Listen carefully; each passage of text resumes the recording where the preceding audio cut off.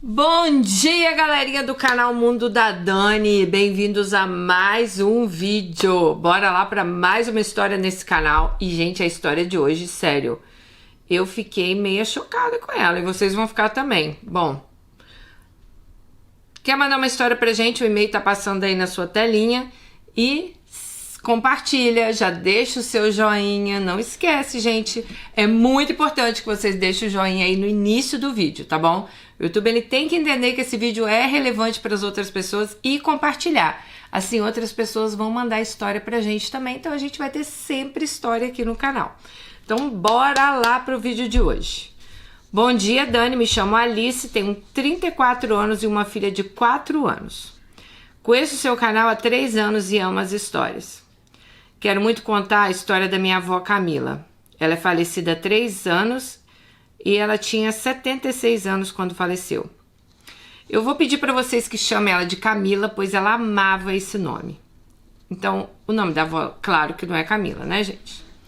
Bom, eu cresci ouvindo histórias da vida das pessoas, mas assim como você, tinha um radialista chamado Eli Correia. Ele contava as histórias na rádio e minha avó amava. Gente, o Eli Correia, muita gente já me falou dele, muita gente já me falou que ele contava histórias assim como eu, né? E ele ainda existe, tá? Eu fui atrás, ele ainda conta histórias, eu não sei em qual rádio ele trabalha, mas ele continua contando histórias. Bom, a minha avó, ela é caçula, se não me engano, de 3 ou 4 irmãos. Minha bisavó, Dona Maria, teve os filhos depois que conheceu Raul, com quem foi casado e teve mais 2 meninos. Raul era um ex-militar do exército, chegou a lutar na Segunda Guerra Mundial. O fato é que ele era viúvo, tinha um filho que sua mãe cuidava.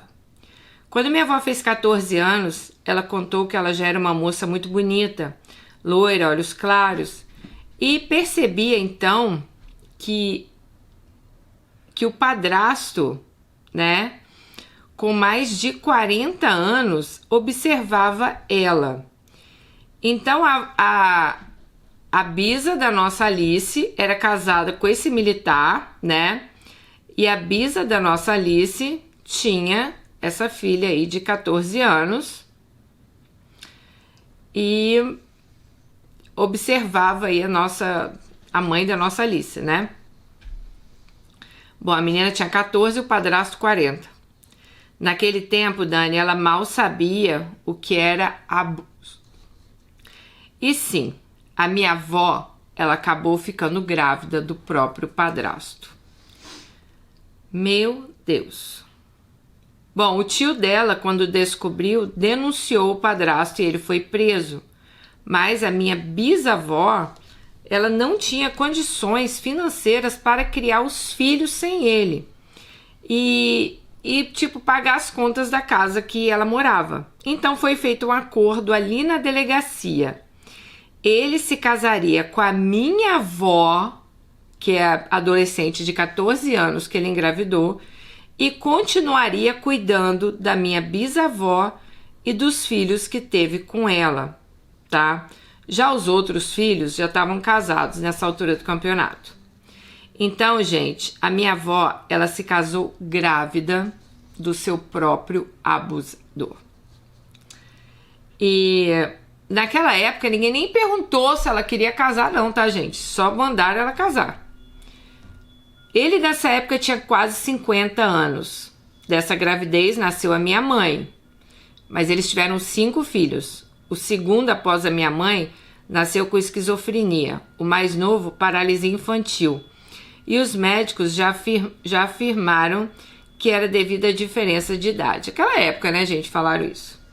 Dani, foram 30 anos de sofrimento que esse homem fez a minha avó passar. Ele não deixava ela sequer falar com os vizinhos. Ela só servia para cuidar da casa e dos filhos dela e dos filhos dele. Meu tio Antônio veio morar com eles. O enxoval dela sempre...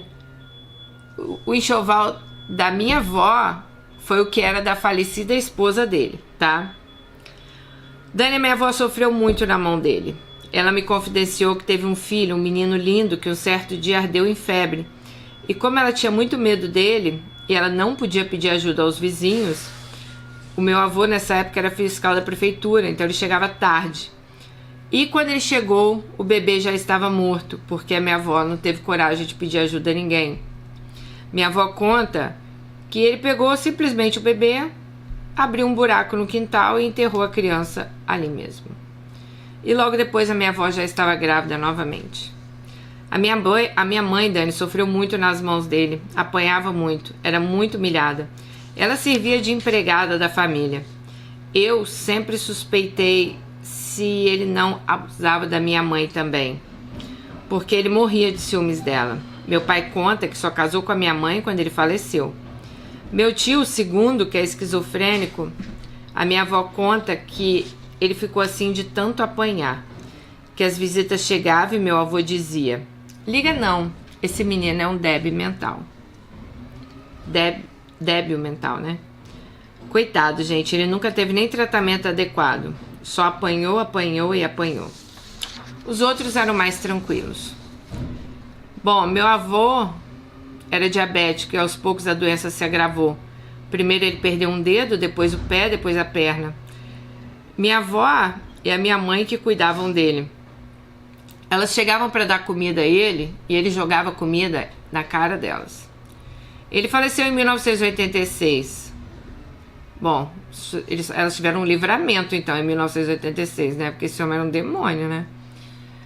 E a minha avó começou a dar indícios ali de demência, muito nova ainda. Ela ficou internada algumas vezes em 2012 e foi descoberto um aneurisma. Operou e viveu bem. Em 2019 ela voltou. O aneurisma voltou, causando vários derrames. Ela ficou um ano acamada, sofrendo. E em março de 2021 ela faleceu. Dani, minha avó, amava se arrumar, andar com bijuterias, gostava de ir a bailes. Teve um parceiro, João, por muitos anos. Eles não ficaram até a velhice apertar, meus tios não aceitavam muito. Somos de uma família simples. O que ficou foram as lembranças da minha avó dançando pela casa.